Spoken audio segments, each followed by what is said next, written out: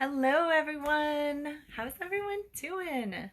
It's Erin from Awakening Personal Power, and I wanted to shoot a quick live video on extreme contrast and how extreme contrast can benefit us if we use it correctly.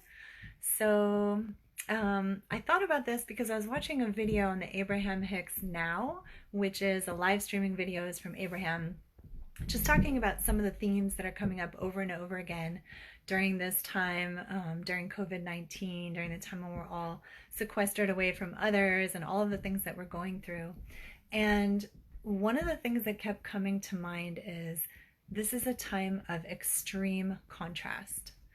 And contrast doesn't necessarily have to be a bad thing, right? Because contrast is really the variety that allows us to choose what we want to experience in our lives.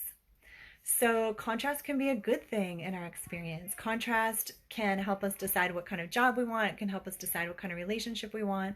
So right now, contrast is helping us in the sense that it's allowing us to choose our experience.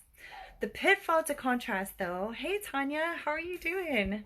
Oh my gosh, it's been so long since we've talked. I'm glad you're here. I hope you're doing well and your family as well, and everything's all good where you're at.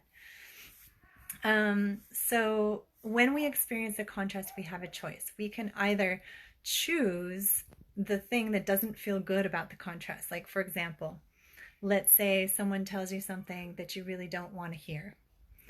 That can be an example of a piece of contrast that could send you in a negative direction, and you can choose to go in that direction.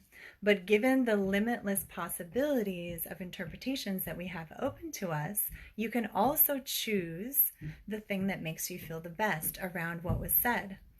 So when you're given experience of contrast, it allows you to choose to go in a direction that you really want to go in by increasing your level of focus. So you could actually say that the more contrast you experience and the worse that contrast is, the more focused you'll be on what you want. Like, for example, if you have a relationship where you're experiencing a lot of contrast in that relationship actually is the impetus for you to move into what it is that you truly want in a relationship, whether it could be with that same person or it could be with somebody else.